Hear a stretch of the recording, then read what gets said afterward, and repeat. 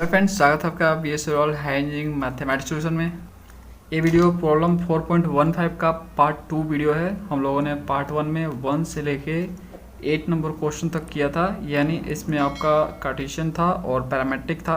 तो दोनों जो इक्वेशन थे दोनों टाइप के हमने कर लिए, बच गए थे पोलर वाले। तो 9 नंबर से लेके 14 नंबर तक पोलर वाले हैं, इसको हम इस वीडियो में कंप्लीट करेंगे। पिछला वीडियो आपने नहीं देखा तो डिस्क्रिप्शन में लिंक मिलेगा, उसे ज़रूर देख लेना क्लिक करके। और रेगुलर वीडियो मिलती रही है, इसके लिए आपको सब्सक्राइब जरूर कर लेना है। तो क्वेश्चन 9 से स्टार्ट करते हैं। 9 number r = a cos 2 theta है। फ्रेंड्स, इस क्वेश्चन को करने से पहले मैं आपको स्टेप दिखा देता हूँ कि आपको क्या क्या करना होता है। थ्योरी मैंने हालांकि बताया हुआ है, प्रीवियस वीडियो देख लेना। देखो, तो सबसे पहले आपको क्या करना होता है, सिमेट्री चेक करना होता है। देखो, पोलर कप का बता रहा हूँ और जो भी क्वेश्चन बचे हुए हैं हमारे पोलर कप के ही बचे हुए हैं। उसके बाद आपको लिमिट चेक करना होता है, एसिम्प्टोट्स, उसके बाद पॉइंट्स, उसके बाद टेबल। इस वीडियो को देखने से पहले आप प्रीवियस वीडियो ज़रूर देख लेना, क्योंकि वो वीडियो नेसेसरी है इस वीडियो को देखने के लिए। तो देखो, सबसे पहले आपको सिमेट्री चेक करना होता है। तो हम यहाँ पे नंबर 1 पे लिखेंगे क्या, सिमेट्री। सिमेट्री चेक करने के लिए आपको 3 तरीके दिए गए हैं। पहला तरीका, दूसरा तरीका और तीसरा तरीका।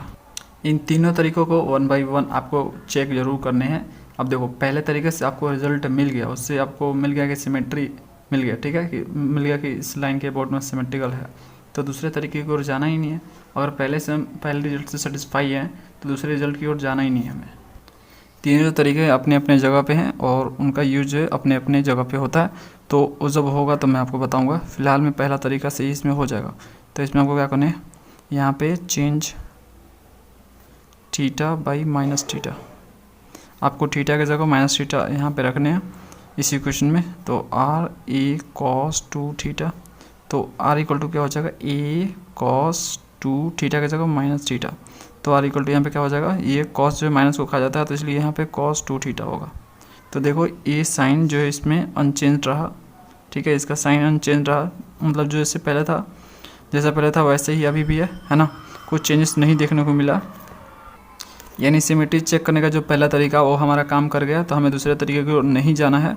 तो इसी से हमें रिजल्ट मिल गया। तो ये अनचेंज्ड है, इसलिए हम लिखेंगे कर्व, हेंस लिखो, hence curve is symmetrical about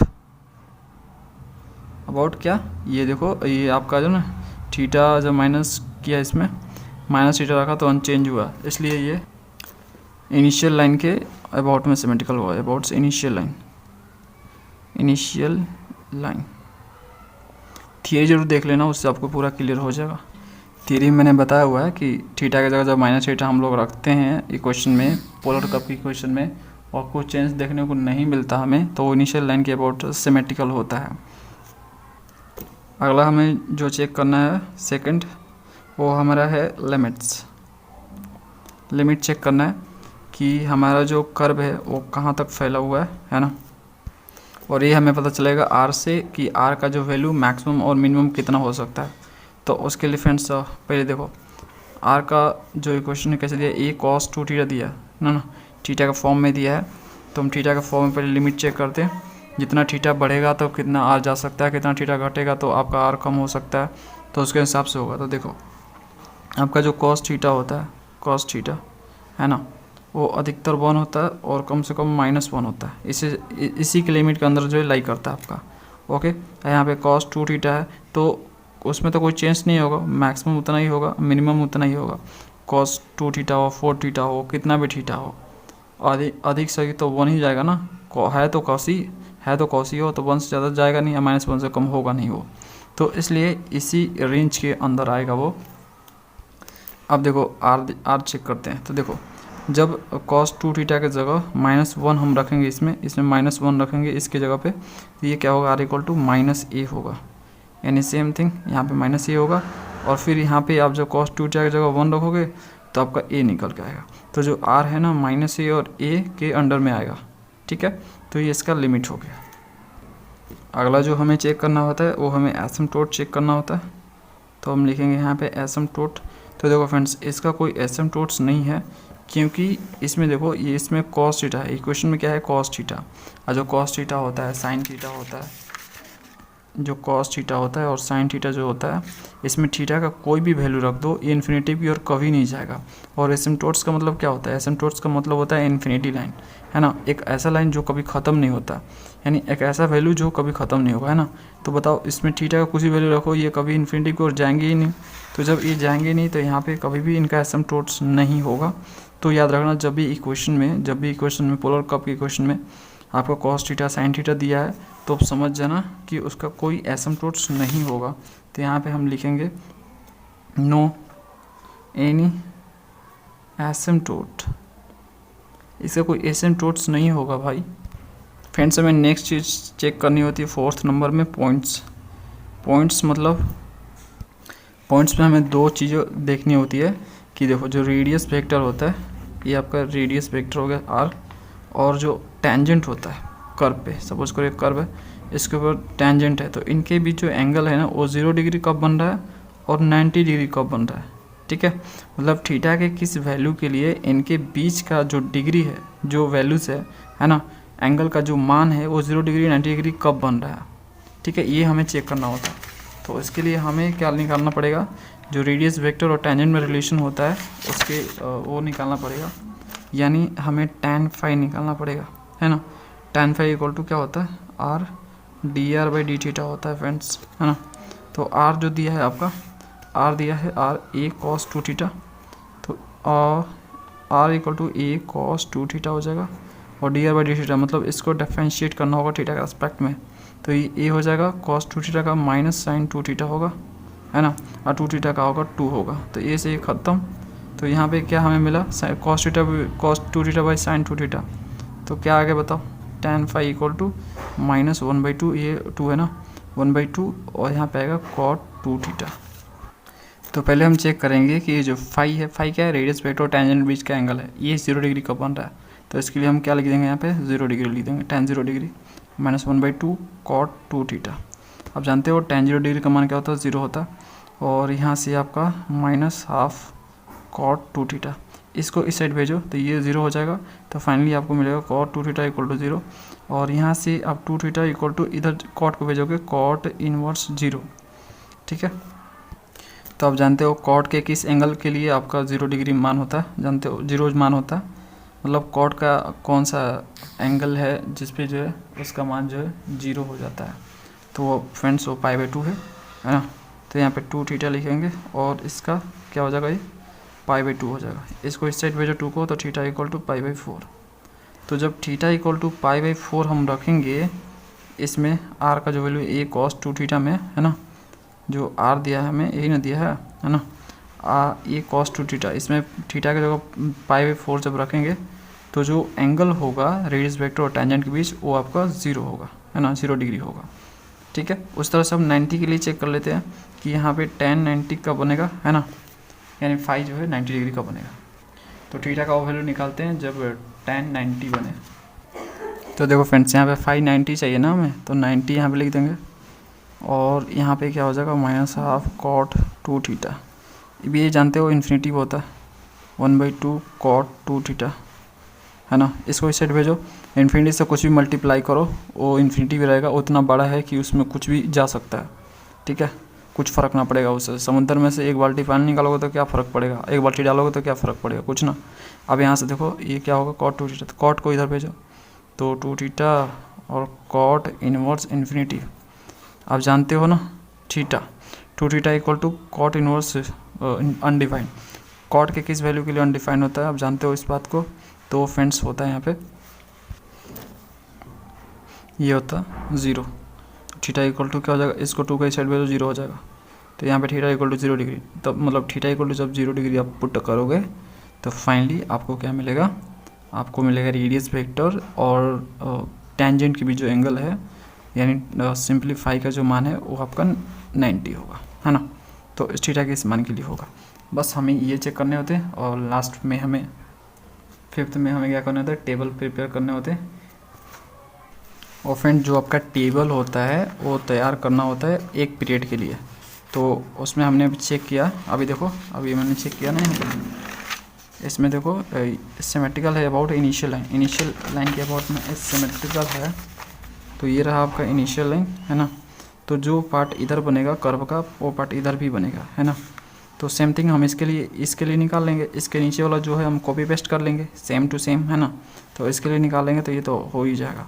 तो देखो, तो इसके लिए यहाँ से लेके यहाँ तक कर्व हम ट्रेस कर लेते हैं। तो इसके लिए हम क्या करेंगे, ये 0 डिग्री है तो ये जा रहा यहाँ से पाई, तो 0 से लेके पाई के बीच जो है रेंज ले लेंगे 0 डिग्री से लेके और पाई, है ना। इसके बीच हम रेंज ले लेंगे थीटा का मान और उससे हम कर्व को ट्रेस करेंगे। तो इसलिए हम टेबल तैयार करेंगे 0 और पाई के बीच, और हो सके तो 0 और पाई के बीच कम से कम एंगल का गैप लेके आप जो टेबल तैयार करो। तो देखो फ्रेंड्स, हमारा टेबल यहाँ पे तैयार कर दिया मैंने। अब इसमें वैल्यू पुट करना है। तो देखो, जब थीटा का मान हम 0 पुट करेंगे, ठीक है, थीटा का मान हम जब 0 पुट करेंगे तो आर का मान क्या आएगा, आर इक्वल टू क्या है, ए कॉस 2 थीटा। तो जब थीटा ये 0 हो जाएगा तो आपका यहाँ पे क्या होगा, कॉस 0, तो कॉस 0 का मान 1, तो ये 1 इंटू ए क्या हो जाएगा, ए हो जाएगा, है ना। अब यहाँ पे फाई का मान क्या होगा, तो जब थीटा 0 डिग्री था, देखो ये थीटा जब 0 डिग्री है तो जो फाई का मान था कितना, 90 है ना। तो यहाँ पे हम 90 लिखेंगे, मतलब π/2 लिखेंगे। ओके, अब हम थीटा का मान यहाँ पे रख लेते हैं π/4, कि थीटा का मान अगर π/4 है तो उस समय देखो ए का आर का वैल्यू क्या आ रहा है। तो इसमें जब π/4 रखूँगा तो 2 × π/4 आपका हो जाएगा, 2 दूनी के यहाँ पे π/2 आ जाएगा, है ना। तो cos 90 जानते हो क्या होता है, 0 होता है। तो आर तो 0 आ जाएगा भाई, आर 0 आ जाएगा। अब देखो यहाँ पे तो क्या है, थीटा का मान है π/4। तो π/4 जब रखा था हमने, अभी निकाला इसका वैल्यू हमने, कि जब इसमें हमने π/4 रखा था तो देखो जब π/4 थीटा का मान रखा था, ये देखो तो ये क्या आया था, फाई का मान 0 डिग्री, है ना। तो हम यहाँ पर क्या लिखेंगे, 0 लिखेंगे, 0।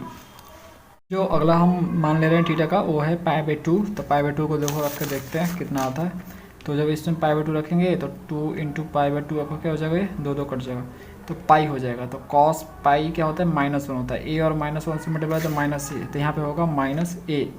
लेकिन आर जो है पॉजिटिव में आपको लेने हैं, है ना। आर एक लेंथ है तो पॉजिटिव में लेने हैं आपको, तो ये हटाओ, माइनस हटाओ, सिर्फ ए लो। अब आते हैं, अब हम फाई का मान निकालते हैं। तो देखो tan फाई, तो यहाँ पे 90 रख रहे हैं तो 2 × आपका 90 हो जाएगा। तो 2 खत्म, पाई कॉट पाई आ गया। तो जो कॉट 0 का मान होता है, जो कि कॉट 0 का मान होता है अनडिफाइंड, तो इसका भी मान हो जाएगा अनडिफाइंड, है पूरा अनडिफाइंड हो जाएगा, है ना। तो tan फाई अनडिफाइंड वैल्यू हो जाएगा। तो फाई इक्वल टू क्या होगा, tan इनवर्स अनडिफाइंड मतलब 90, है ना, π/2 आएगा। तो इसी तरह से आप जो है अगला रखोगे वैल्यू। अगला हम यहाँ पे 3π/4 रख रहे हैं, पाई तक ले जाएंगे, ज़्यादा नहीं ले जाएंगे हम लोग। तो 3π/4 रखेंगे ना फ्रेंड्स। तो यहाँ पे देखो 3π/4 जब रख रहे हैं तो 3π/4 इंटू आपका क्या हो जाएगा, यहाँ पे 2, है ना, 2 थीटा है ना, थीटा का मान ही हो गया। तो ये तो दूनी के 4, 3π/2 हो गया, 90 है ना। तो cos 90 जानते हो 0, एक तरह से हो गया, मतलब 270 बोल रहे हैं, 100, हाँ 270 ही तो है। 270 मान वही 90 ही होता है ना। ये 3π/2 है फ्रेंड्स, यानी कहने का मतलब है पाई प्लस π/2 है, तो घूम फिर के π/2 ही है ना। तो 0 ही मान होगा। कॉस यहाँ पे cos 90 का मान क्या होता है, 0 होता है।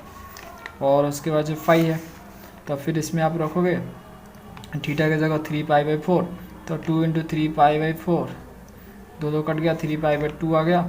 और इस पे जो है आप जानते हो cot 90 का मान कितना होता है, 0। तो 3π/2 90 है लगभग, और क्या, पाई प्लस π/2 क्या होता है ना, π/2 इसमें, तो ये 90 है और 90 पे 0 होता ही है।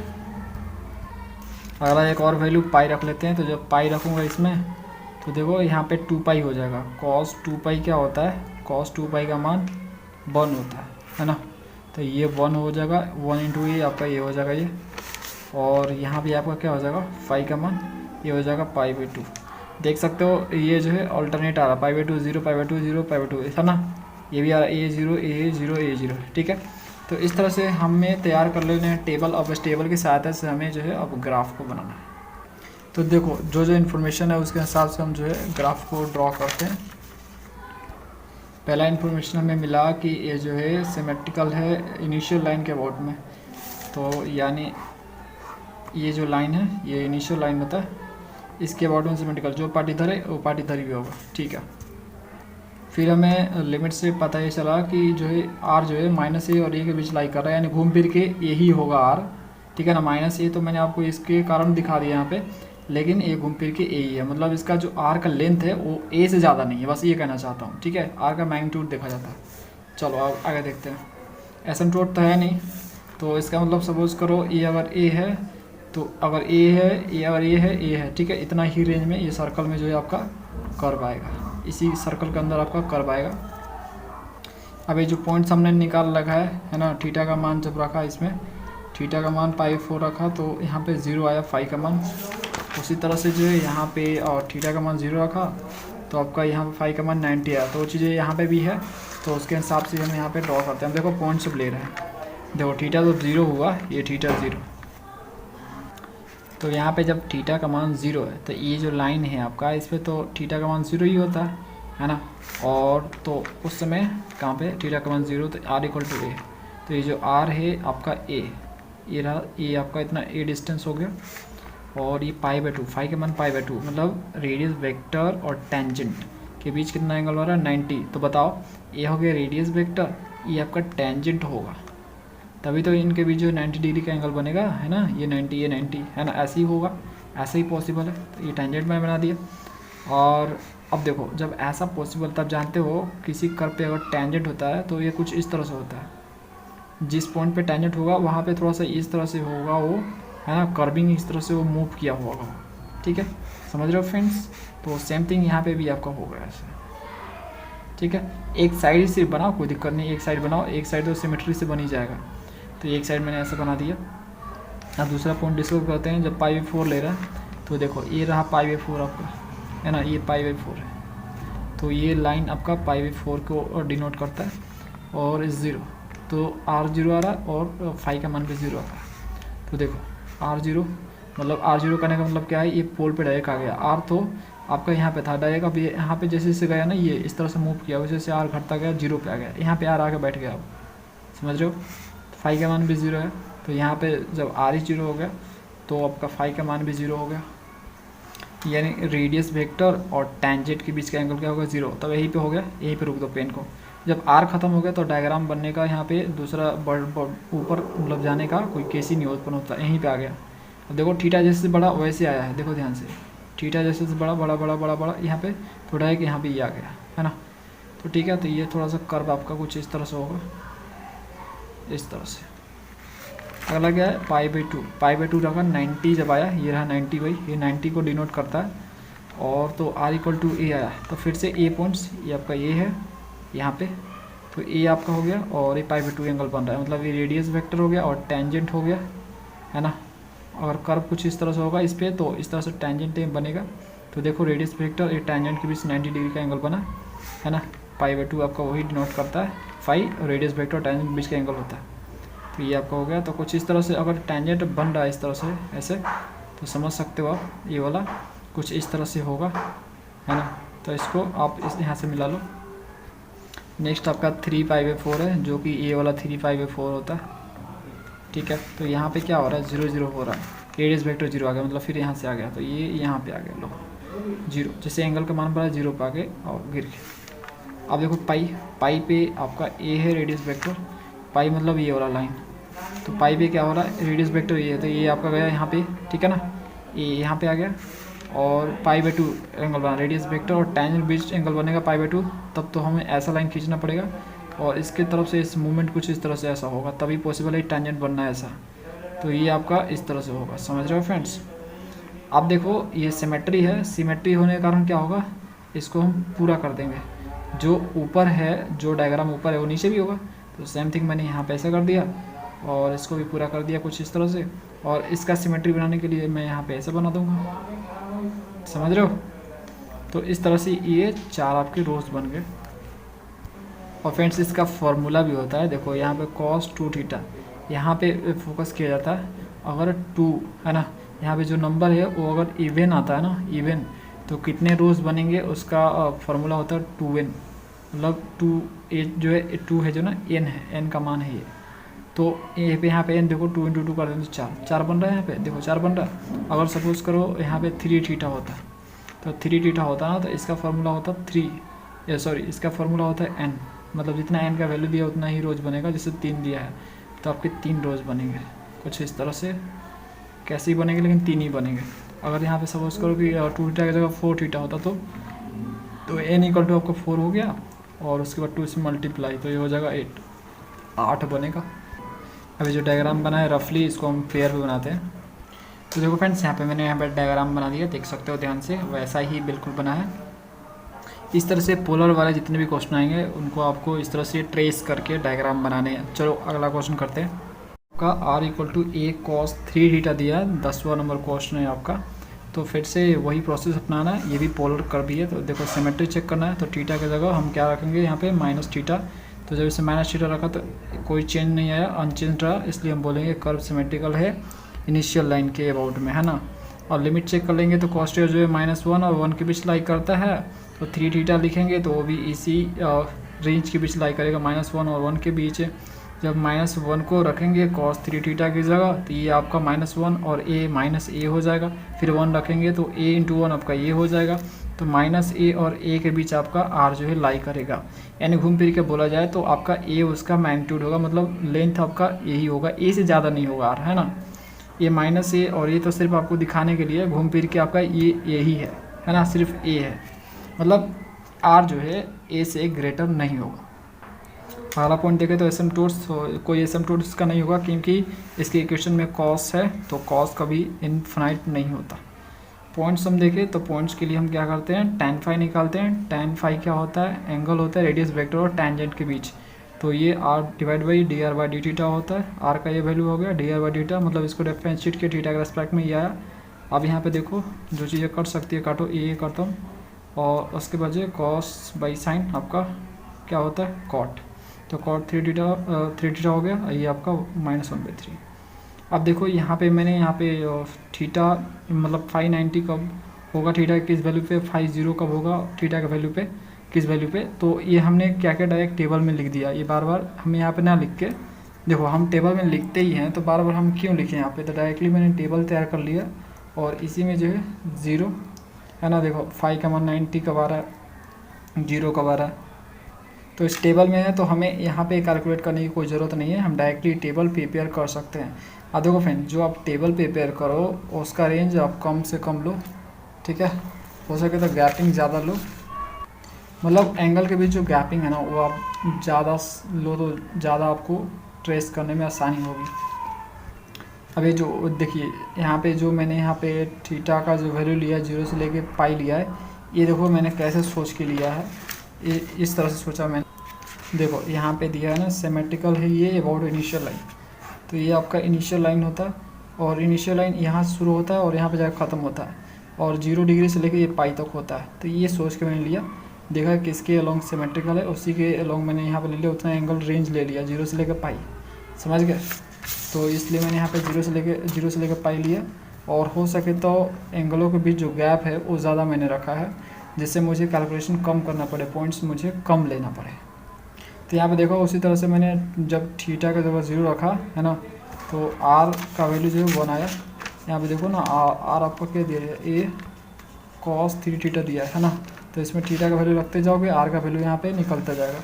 तो इसी तरह से टेबल तैयार हुआ, π/6 रखा तो 0 आ गया, π/2 रखा तो भी 0 आ गया, 2π/3 रखा, ठीक है, इसमें थीटा की जगह तो a आया, 5/6 रखा तो 0 आ गया, पाई रखा तो 0। ये सिंपली फ्रेंड्स ये आप कैलकुलेटर है, कैलकुलेट कर लो इसको इजीली। अगर आपको ये नहीं पता है कि कॉस के किस एंगल के वैल्यू के लिए क्या मान होता है तो आप गूगल भी कर सकते हो, उसमें कोई बड़ी बात नहीं है। टेबल तैयार करना बच्चों का खेल है, कोई बड़ी बात नहीं है, समझ गए। अब फाई इसी तरह से निकाला मैंने, है ना, जब 0 रखा थीटा का मान तो ये देखो ये फाई यहाँ से निकल जाएगा, फाई का मान ये देखो एक्चुअल में फाई क्या है यहाँ पे tan इनवर्स -1/3 cot 3 थीटा है ना। तो यहाँ पे थीटा का मान रखते जाओगे, फाई यहाँ पे आपका निकलता जाएगा। तो जैसे ही 0 डिग्री इसमें रखोगे तो π/2 आएगा, और जैसे ही आप यहाँ π/6 रखोगे इसमें तो आपका 0 आएगा। तो इस तरह से आप जो रखोगे π/2 तो 0, इस तरह से आपका आता चला जाएगा, समझ रहे हो ना फ्रेंड्स। तो इस तरह से मैंने यहाँ पर टेबल तैयार कर लिया। कर्व को ट्रेस करने के लिए हमें 5 पॉइंट चाहिए होता है। अब देखो हम जो है कर्व डिजाइन करना स्टार्ट करते हैं। देखो पहले चीज़ से मिला कि ये जो है ये इनिशियल लाइन के अबाउट सिमेट्रिकल है, तो जो कर्व इधर ऊपर बनेगा वो नीचे भी बनेगा, ठीक है। उसके बाद हमें मिला कि और आर जो है ए से ज़्यादा नहीं होगा, है ना, ए उसका मैक्सिमम लेंथ होगा, तो ये आपका ए हो जाएगा ये, और इसी सर्कल में जो है ए के सर्कल में रहेगा, ठीक है। इसी रेंज में आपका कर्व बनेगा, ठीक है। एसिम्पटोट्स को नहीं है, इससे कुछ सीखने को नहीं मिला। पॉइंट्स हमें मिला tan phi, और जिसका जो है वैल्यूएशन यहाँ पे मैंने निकाला हुआ टेबल में। अब चलो फाइनली हम टेबल का यूज़ करते हैं। तो देखो फ्रेंड्स, यहाँ पे जब थीटा का मान 0 है तो आपका आर का मान ए और फाई का मान 90। फाई का मान 90 का मतलब समझते हो ना, रेडियस, वेक्टर और टेंजेंट के बीच का एंगल 90 है। तो देखो जब थीटा का मान 0 है तो ये लाइन आपका 0 होता है, और उस समय ए आ रहा है आर इक्वल टू, तो ए आपका ए हो गया, a,0। तो और देखो यहाँ पे थीटा फाई का मान 90 है, तो ये रहा आपका रेडियस वेक्टर। इस पर परपेंडिकुलर डालना है तो मुझे ऐसे ही बनाना पड़ेगा इस पर, ठीक है। इसके बीच 90 हो गया, π/2 हो गया, फाई का मान, है ना, ये हो जाएगा। और जब ऐसा बनता है कहीं पे तो कर्व जो होता है कुछ इस तरह से होता है, तभी जो है टेंजेंट कुछ इस तरह से आपका बनता है, ठीक है। तो कुछ इस तरह से होगा, ये समझ गए। तो ये जो है ये आपका ऐसा होगा। अब देखो π/6 पे क्या मान आ रहा है, 0 और 0 आ रहा है। तो लेट करो कि आपका ये जो लाइन है π/6 की ओर जा रहा है, ठीक है। तो जब यहाँ पे गया, यहाँ पे थीटा का मान जैसे बड़ा π/6 हुआ तो ये क्या हुआ, 0 पे आ गया, 0 पे, ठीक है। आर यहाँ पे आके बैठ गया, आर यहाँ पे था, जैसे थीटा बना था आर यहाँ पे आके बैठा हुआ, ठीक है। तो देखो π/6 और π/2 पे भी 0 0 आ रहा है, मतलब जैसे अब यहाँ पे थीटा जैसे से गया तो आर जो है अभी यहीं पे बैठा है। यहाँ पे देखो थीटा यहाँ पे आ गया, फिर भी आर यहीं पे बैठा है, समझ रहे हो, आर यहीं बैठा है। तो पहले आप इसको मिला लो, क्योंकि जैसे थीटा बढ़ रहा है ना तो ये 0 की ओर जा रहा है, देखो 0 की ओर कर्व जा रहा है, 0 0 0 0 0, ठीक है। ये पार्ट तब का बन गया, जैसे थीटा बढ़ा 0 की ओर गया, 90 पे भी 0 पे ही, अब यहीं पे है। अब देखते हैं आगे, यहाँ तक 0 है। अब देखो 2π/3 पे, अब 2π/3 देखते हैं, ठीक है फ्रेंड्स। तो देखो यहाँ पे आपका जब 2π/3 लेट करो कि आपका ये वाला जो है 2π/3 को डिनोट कर रहा है एंगल को, है ना, 2π/3। तो देखो इस समय क्या हो रहा है, 2π/3 पे ए आ रहा है, मतलब ए डिस्टेंस चलेगा, ए इतना मतलब सपोज करो ये, समझ रहे हो। और इस समय जो एंगल बन रहा है π/2 बन रहा है, तो ये रेडियस वेक्टर हो गया, और इसके बीच मतलब इन लोगों के बीच जो है 90 डिग्री का एंगल, तो ऐसे होगा तभी 90 बनेगा, दोनों के बीच है 90, है ना। और जानते हो जब ऐसे बनता है तो जो कर्व वहाँ से गुजरता है कुछ इस तरह से गुजरता है, मतलब उसका डायग्राम कुछ इस तरह से होता है। तो देखो ऐसे ही होगा उसका मान, है ना। तो देखो यहाँ पे 5π/6 पे 0 0 आ रहा है, लेट करो कि ये उसका जो 5π/6 है, ये वाला 5π/6 है, ठीक है। तो इस पे क्या हो रहा है, जैसे यहाँ पे एंगल का मान है तो 0 आ गया, मतलब आर का मान 0। अब आर यहाँ पे था ए पे, ऐसे गुजर के फिर यहाँ पे आ गया, समझ रहे हो, जैसे एंगल बढ़ा तो ए यहाँ पे आ गया, तो ये कुछ इस तरह से होगा। जो आपका कर्व इधर का पार्ट है ये भी आपका 0 पे ही है, इधर हमने देखा कि 0 पे है ना, तो ये 0 की ओर जाएगा, कुछ इस तरह से बन जाएगा। अगला देखते हैं। अब देखो पाई पे देखो फिर 0 पे है, मतलब देखो एंगल का मान यहाँ पे आ गया, इस पे आ गया, है ना, ये पाई पे भी आ गया, फिर भी कर्व जो यहीं पे बैठा हुआ है, समझ रहे हो। तो यहाँ तक हमें निकालना था, हमने निकाल लिया, इस पाई तक 0 से लिया और पाई तक निकाल लिया, ठीक है। इसके बीच ऐसा ही कर्व बनेगा आपका। अब देखो एक ये इनिशियल लाइन के अबाउट सिमेट्रिकल है, इनिशियल लाइन के अबाउट क्या है, ये आपका कर्व सिमेट्रिकल।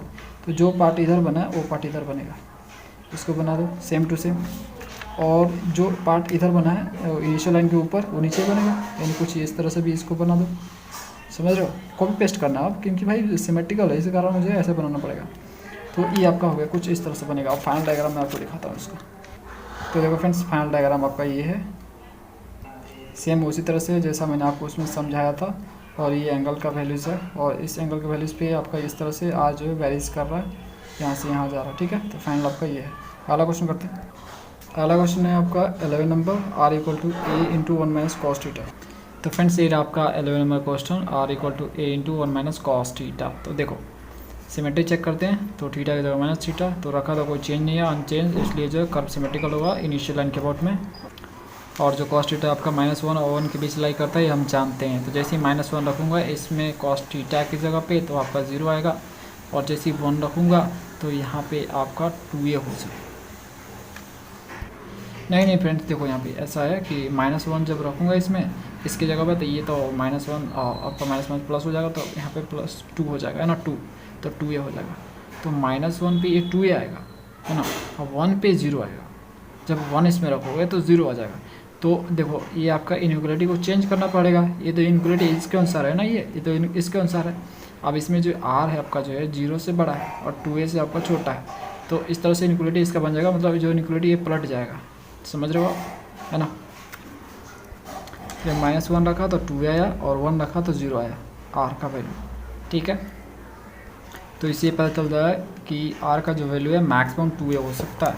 अब देखो नेक्स्ट, अब यहाँ पे एसिम्प्टोट्स तो है नहीं, नो एसिम्प्टोट्स, क्योंकि इक्वेशन में कॉस थीटा इन्फिनिटी से कोई लेना देना नहीं है। अब पॉइंट्स देख लेते हैं। पॉइंट्स के लिए हमें क्या चाहिए होता है, tan फाई चाहिए होता है। tan फाई का formula r D D theta. तो r का ये वैल्यू हो गया, इसको डिफरेंशिएट किया तो थीटा का एस्पेक्ट में तो फाइनली ये कट गया। 1 - cos थीटा को लिख सकते हैं 2 sin स्क्वायर थीटा बाई 2, और साइन थीटा को लिख सकते हैं 2 sin theta by 2 into cos theta by 2। तो यहाँ से आपका एक साइन खत्म, है ना, तो 2 भी खत्म, तो ऊपर बचा एक साइन और नीचे बचा कॉस। तो sin theta by 2 by cos theta by 2 आपका tan थीटा बाई 2 हो जाएगा। और टेबल प्रिपेयर कर लेंगे हम। तो देखो रेंज हमने लिया 0 से लेकर पाई, क्यों, क्योंकि जो आपका कर्व है वो इनिशियल लाइन के अबाउट में सिमेट्रिकल था। जो चीज़ यहाँ पे होगा वो नीचे भी होगा। तो 0 से लेके ये रहा पाई, है ना, यहीं तक इनिशियल लाइन आपका लाई करता है, और उसके बाद नीचे वाला तो कॉपी पेस्ट कर देंगे हम, है ना। तो 0 से लेकर पाई ही लेंगे। तो देखो जब भी इनिशियल लाइन का बात है ना, तो समझ लो 0 से पाई ही लो, 0 से पाई लोगे आपका कर्व बन जाएगा। तो देखो इस टेबल के अनुसार हम जो है कर्व को डिजाइन करना शुरू करते हैं। देखो थीटा 0, ये रहा 0 थीटा, तो उस पर क्या हो रहा है, r 0 0 आ रहा है। तो चलो यहाँ पे 0 यहाँ पे आ गया इसका मतलब। उसके बाद π/4, तो ये π/4 ले लो, ठीक है, ये π/4 है भाई। उस पर आपका 0.3 आ रहा है। ये वैल्यू फ्रेंड्स रख लेना, ये कोई बड़ी बात नहीं है। आपका जो इक्वेशन है r, क्या इक्वेशन क्या है, r a into 1 - cos theta, है ना, ये आपका वैल्यू। तो जिस चीज़ में थीटा का वैल्यू रखोगे, जो यहाँ पे दिए π/4 रखोगे तो आपको 0.3a आएगा। a बाहर वेट कर रहा है, तो यहाँ पे आपका जैसे π/4 रखोगे ना, तो आप जानते हो cos π/4 रखोगे तो यहाँ पे 1/√2 आएगा। 1/√2 का वैल्यू निकालोगे तो कुछ वैल्यू आएगा यहाँ पे, है ना, 0.7 आता है। 1 में से 0.7 घटाओगे तो आपका 0.3 आएगा, और उसको ऐसे मल्टीप्लाई करो तो फाइनली ये मिलेगा आपको। तो इसमें कोई बड़ी बात नहीं है फ्रेंड्स, ये रख लो। टेबल कोई बताए ना आपको तैयार करना, एक बच्चों अकेले एक ही चीज़ को रिपीट करना सही नहीं है। जब कोई चीज़ नहीं आएगी और डिफ़िकल्ट आएगी तो मैं आपको ज़रूर बताऊंगा। उसके बाद जो है जैसे आप 5 में रखोगे ना, 5 में रखोगे π/4, तो π/4 देखो ये इसमें थीटा की जगह आप क्या रखोगे, π/4 तो क्या हो जाएगा, π/8 हो जाएगा। समझ रहे हो। तो इसको आपको ये टेबल तैयार कर लेने, ऐसे रख के कुछ करना नहीं इसमें। तो चलो हम लोग कर्व टेस्ट करें। तो देखो 0 0, तो मैंने बताया 0 0 पे। अब आपका π/4 जब ले रहे हो, ये π/4 हो गया ये, तो इस पर 0.3 है ना। अगर सपोज करो मैक्सिमम का कर्व कहाँ तक जा रहा है, 2a तक जा रहा है, तो लेट करो कि इतना जो है 2a है, ठीक है, और 2a के रेंज में जो है आपका कर्व आएगा। 2a से ज़्यादा है नहीं, मैंने आपको लिमिट्स में दिखाया था 2a से ज़्यादा नहीं जा रहा है, ठीक है। तो ये आपका पूरा 2a हो गया, और 0.3 आ रहा है π/4 पे। तो ये जो 0.3 मतलब कितना होगा, 2a का आधा कितना होता है, a हो गया, और a का आधा कितना होता है, 2.5 होता है। 2.5 से थोड़ा सा है, मतलब इस यहाँ पे ले सकते हैं, समझ रहे हो। तो यहाँ पे आपका आ गया π/4 पे, और जो एंगल बन रहा है फाई का π/8 बन रहा है, मतलब रेडियस वेक्टर और जो टेंजेंट है, ये रेडियस वेक्टर और टेंजेंट, उसके बीच जो एंगल बन रहा है वो कितना बन रहा है, वो आपका π/8 बन रहा है। सपोज करो ये π/8 है ना, ऐसा कुछ। उसके बाद नेक्स्ट π/2 जब रख रहे हैं तो ये आ रहा है, तो ये रहा π/2, और इस पे जो वैल्यू आ रहा है a, तो ये क्या होगा, यहाँ पे आएगा, है ना। ये तो आ गया आपका, ये जो पॉइंट है 0.3 ये था। अब आपका a आपका है, सपोज करो a यहाँ पे है ना, तो ये आ गया, और π/4 आ रहा है, तो ये आपका a हो गया, और π/4, तो π/4 ये आपका रेडियस वेक्टर हो गया, टेंजेंट हो गया, इसके बीच π/4 एंगल बनेगा। इस तरह से दिखा सकते हो π/4, ठीक है, π/4 बनेगा एंगल, और ये आपका a है, देखते जाओ कैसे कैसे मूव कर रहा है कर्व। यहाँ पे अभी 0 था, 0 पे 0 से यहाँ गया, फिर यहाँ पे जाएगा, और उसके बाद देखो ये 3π/4, तो ये मैंने ले लिया 3π/4, इस पर 1.7 आ गया। 1.7 मतलब लगभग 2 के इक्वल है, तो ये आपका पूरा 2, यहाँ पर 2 आएगा ना, तो थोड़ा सा कम 1.7 आ जाएगा ये। तो यहाँ पे आपका आ गया, और यहाँ पे एंगल जो बन रहा है 3π/8 बन रहा है। तो देखो भाई 3π/8 को हम कैसे दिखा सकते हैं, इसको ऐसे दिखा सकते हो, थोड़ा सा ऐसे, ठीक है, ऐसे मत दिखाओ, ऐसे दिखाओ, ऐसे, ये ग्रेटर देन हो जाएगा 90 ना, तो ऐसे हो जाएगा, ठीक है, ऐसे। तो ये 3π/8 हो जाएगा।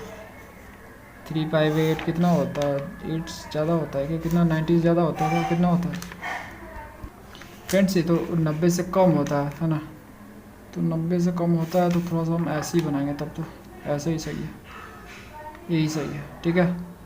ये रेडियस वेक्टर हो गया, ये आपका इसका टेंजेंट, तो कुछ इस तरह से इतना एंगल बनेगा, ये 90 से कम होता है, ठीक है। तो कर्व यहाँ से यहाँ पे आया, यहाँ पे आ गया कर्व, और उसके बाद 2a पाई रखा तो 2a, तो ये रहा पाई आपका, इस पर 2a आ रहा, तो ये रहा 2a भाई, कर्व आपका यहीं तक है मैक्सिमम, तो ये 2a हो गया इसका, और π/2 एंगल बना। π/2 का मतलब होता है परपेंडिकुलर टू इनिशियल लाइन, ऐसे डायरेक्टली। अब देखो हम इसको ट्रेस करना स्टार्ट करते हैं। यहाँ पे कर्व था, 0 से लेके यहाँ तक गया, फिर यहाँ तक गया, यहाँ तक जाते जाते यहाँ, और फिर यहाँ, है ना।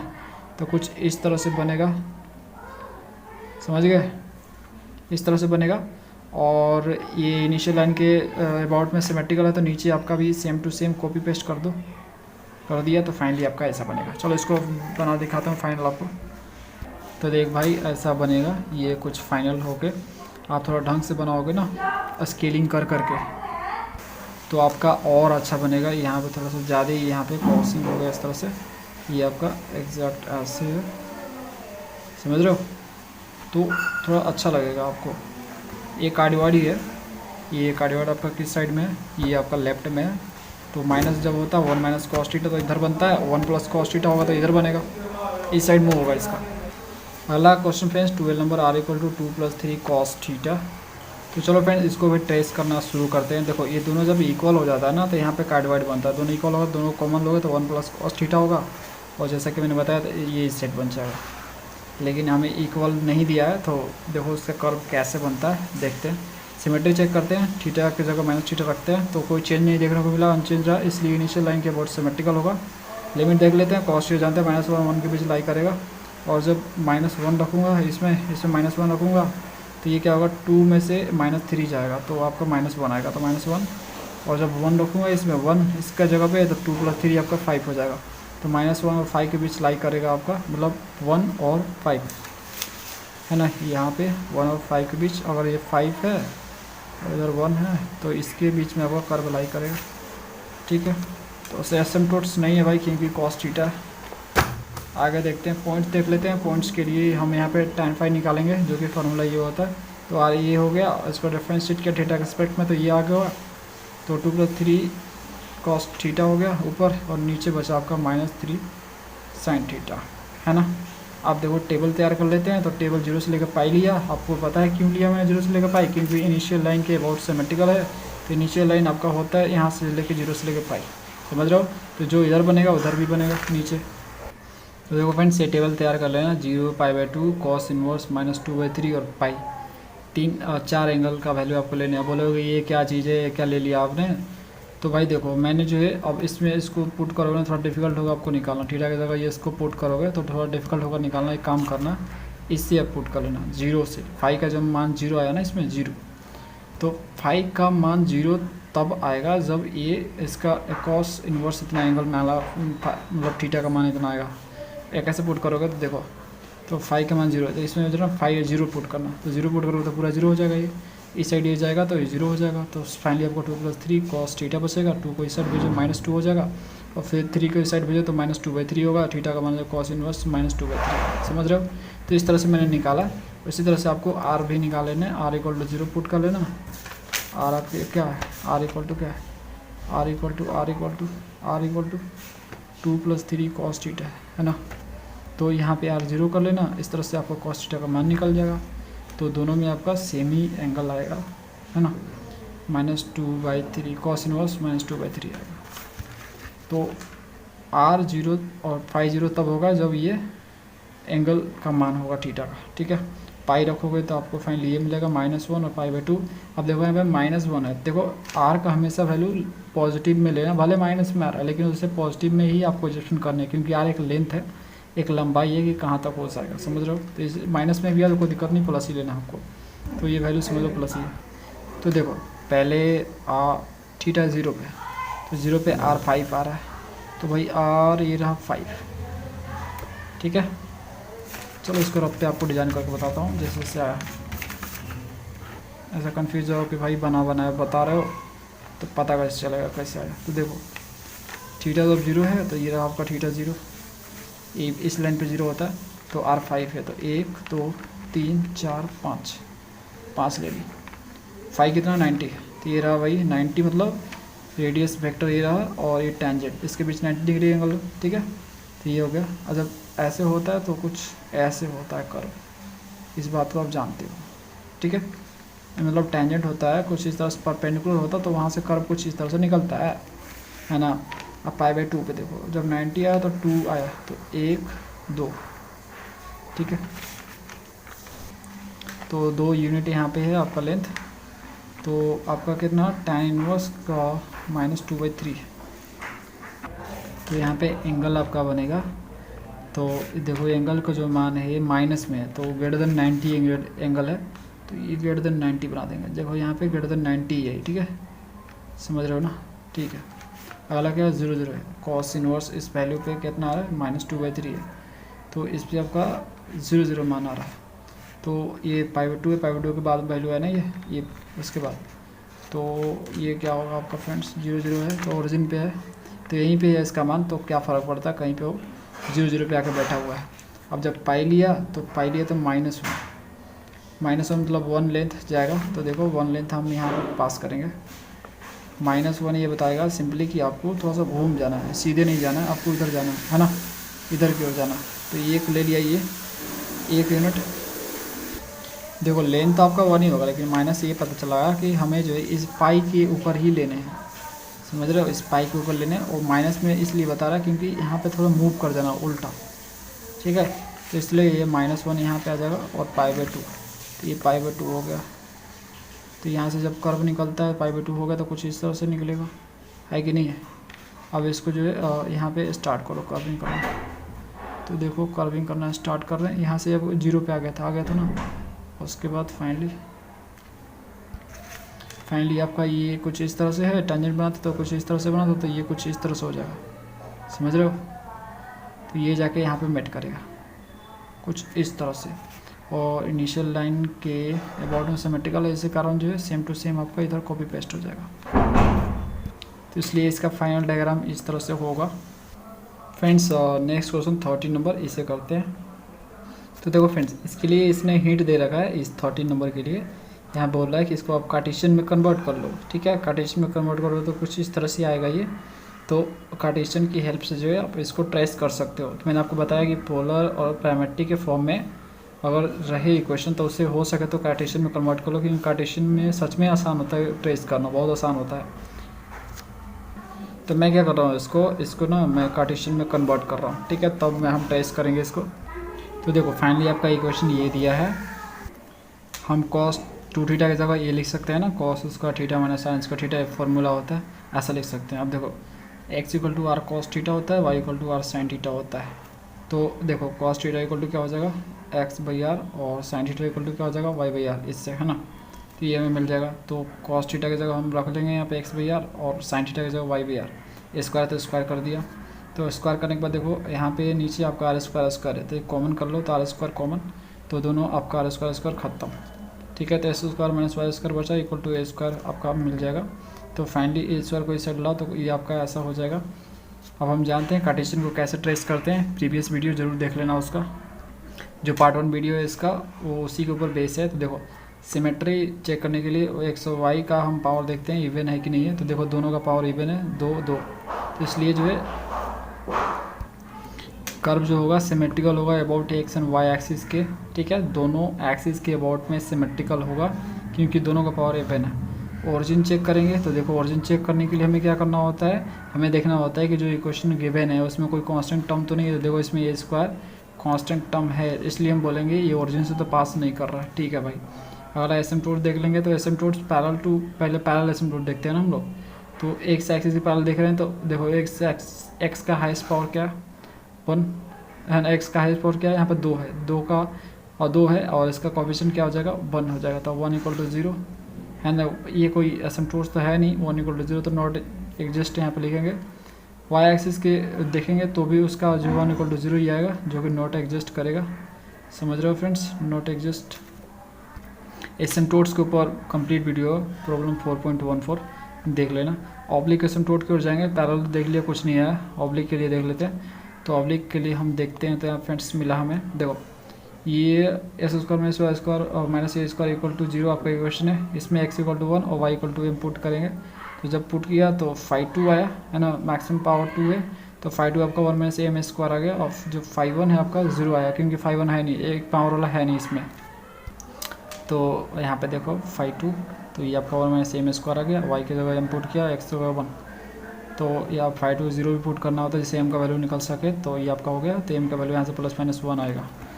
तो देखो m का तो 2 वैल्यू आ गया, तो यानी 2 एसिम्प्टोट्स तो मिलेंगे हमें, और मैक्सिमम पावर 2 है तो 2 एसिम्प्टोट्स होने भी चाहिए। तो c = क्या होता है माइनस आपका φ1 हो जाएगा और डिवाइडेड बाई φ2 का डैश, मतलब डिफरेंशिएशन। तो ये आपका φ1 तो 0 है और जो φ2 है उसको डिफरेंशिएट किया एक बार तो -2m हो गया। तो देखो ये पूरा का पूरा 0 हो जाएगा। तो यहाँ पे जब m = -1 होगा और c 0 है, देखो c तो 0 दोनों के लिए आया है ना, तो हमें क्या मिलेगा -1 × x, तो y = -x, सेम यहाँ पे m = 1 तो c 0, तो 1 × x + 0 तो y = x। तो y का वैल्यू 2 मिला -x और एक +x, 2 एसिम्प्टोट्स मिल गए हमें। एक ये जो है ओरिजिन से पास होता हुआ 2 लाइन है।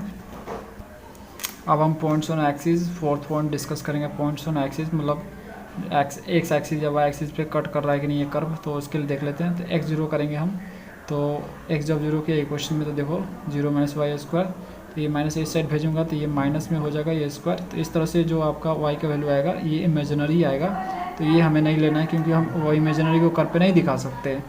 अब y को 0 पुट करेंगे, x फाइंड करेंगे, तो देखो y 0 पुट कर दिया, तो यहाँ से आपका क्या हो जाएगा x ± a आएगा। ये मतलब पॉइंट्स में क्या मिला a, 0 और -a, 0। तो इस तरह से x एक्सिस पे कट कर रहा है, a और -a पे कट कर रहा है ये कर्व, लेकिन y पे नहीं कट कर रहा है। y पे कट कर रहा है इमेजिनरी पॉइंट्स पे कट कर रहा है, वो जो हमें दिखाई नहीं देगा, जो हमें दिखाई नहीं देगा उससे क्या लेना देना, जो दिखाई देगा उससे लेना देना है। अब रीजन ऑफ नॉन एग्जिस्टेंट, तो देखो रीजन ऑफ नॉन एग्जिस्टेंट देखें तो हमें क्या कर रहे हैं, चलो y ही निकाल लेते हैं। x जो निकालोगे ना, x को अलग करोगे ना, तो फ्रेंड्स x का कुछ आपको नॉन एग्जिस्टेंस वैल्यू नहीं मिलेगा, क्योंकि ना पॉजिटिव आएगा। देखो मैं आपको दिखा दूँ, इसलिए मैंने x नहीं लिया यहाँ पे। देखो x² - y² = a²। अगर मैं x यहाँ पे सेपरेट करूँ, y इधर भेज दो, a² + y² हो जाएगा, ये आपका x हट जाएगा। तो देखो यहाँ पे प्लस आ गया। तो y का वैल्यू कुछ भी लो x एग्जिस्ट करेगा। तो क्या फ़ायदा है इसको, ऐसा में पॉइंट ढूंढना है ना जहाँ पे एग्जिस्ट ना करे, नॉन एग्जिस्टेंस हमें पॉइंट चाहिए। तो इसके लिए मैंने क्या किया, यहाँ पे y को सेपरेट किया। तो y को सेपरेट किया, a को इधर भेजा, तो x² - a² = y², ये पावर इधर जाएगा तो स्क्वायर रूट में कन्वर्ट करेगा इसको। तो x का क्या वैल्यू होगा, x का देखो जो x है ना a से बड़ा नहीं होना चाहिए और -a नहीं x जो है a से छोटा नहीं होना चाहिए और -a से बड़ा नहीं होना चाहिए। ठीक है, ये जो दो वैल्यू है अगर ऐसा होगा तो ये जो इमेजिनरी आएगा, y क्या आएगा, इमेजिनरी आएगा। ठीक है, जिसे देखो x का वैल्यू, अगर x का वैल्यू हम इसमें a से छोटा रखें, a से छोटा क्या हो सकता है, a/2 हो सकता है। तो इसमें a/2 रखूँगा तो क्या होगा, माइनस में हो जाएगा वैल्यूज़, है ना।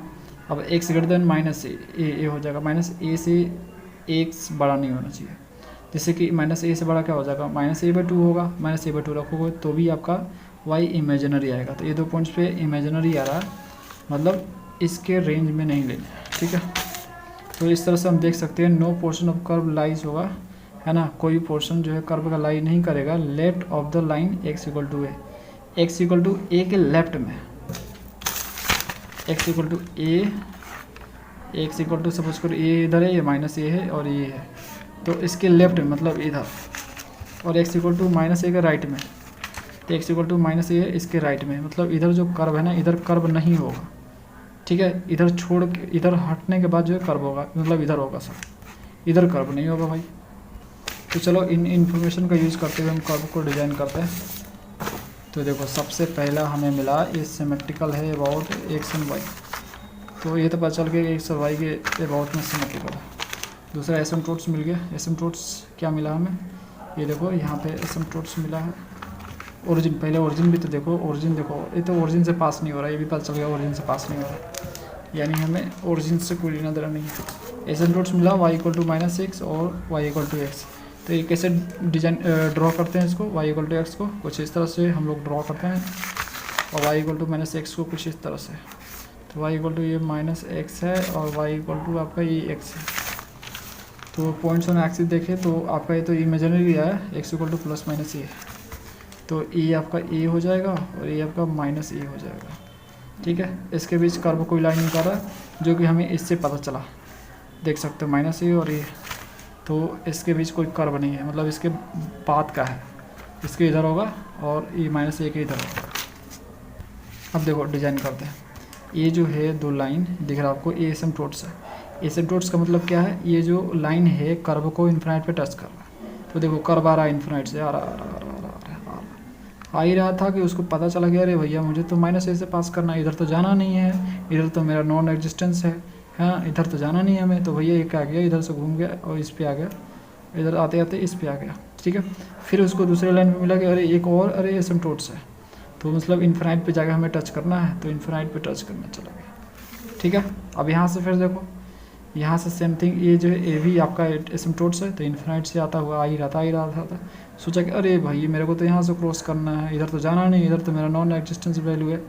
तो उसके बाद फिर निकला जैसे ही, तो फिर पता चला कि अरे भाई इधर भी एक एसिम्पटोट्स है, इससे कोई इन्फिनाइट पे जाकर टच करना है, समझ गए। तो इस तरह से इसका डायग्राम बनेगा फ्रेंड्स। इसके भी देखो कोई कर्व नहीं है, फाइनल डायग्राम आपको दिखाता हूँ।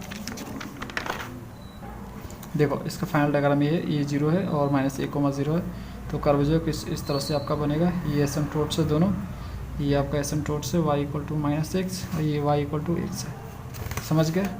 तो फाइनल डायग्राम आपका कुछ इस तरह से बनेगा, देख लो बना लेना। तो देख सकते हो कितना आसान है कार्टेशियन वाला। मुझे तो भैया कार्टेशियन वाला बहुत आसान लगता है, मुझे सबसे झोल लगता है पोलर वाला। अगला last question 40 number, r equal to a 1 plus cos theta, है ना। ये का डिवाइड ही है, बस ये मैंने आपको बोला है कि प्लस होगा तो इस साइड बनेगा, इस तरह से उसका फैलाव होगा, और जब यहाँ पे माइनस होता है तो कुछ इस तरह से इसका फैलाव होता है। चलो इसका भी कर लेते हैं। तो ये रहा उसका इक्वेशन। सिमेट्री चेक करेंगे, थीटा की जगह माइनस थीटा रखेंगे तो कोई चेंज नहीं है, तो ये इनिशियल लाइन के अबाउट सिमेट्रिकल होगा। लिमिट चेक करेंगे तो कॉस थीटा -1 के बीच लाई करता है, तो जैसे ही इक्वेशन में -1 रखेंगे कॉस थीटा की जगह तो 0 आ जाए, नहीं -1 रखेंगे तो 2 आएगा। और एक सेकंड, ठीक है फ्रेंड, इस बार जो है बिल्कुल सही है, इस बार सही है। देखो उसमें तो पलट गया था ना, है ना, उसमें तो -1 माइनस कॉस थीटा में थोड़ा पलट गया था, मतलब 1 रखने पे 0 आ रहा था और -1 रखने पे 2 आ रहा था, ये ठीक है। -1 जैसे ही रखा कॉस थीटा की जगह माइनस रखूँगा यहाँ पे तो 1 कट जाएगा, 0 आ जाएगा, तो आर इक्वल टू 0।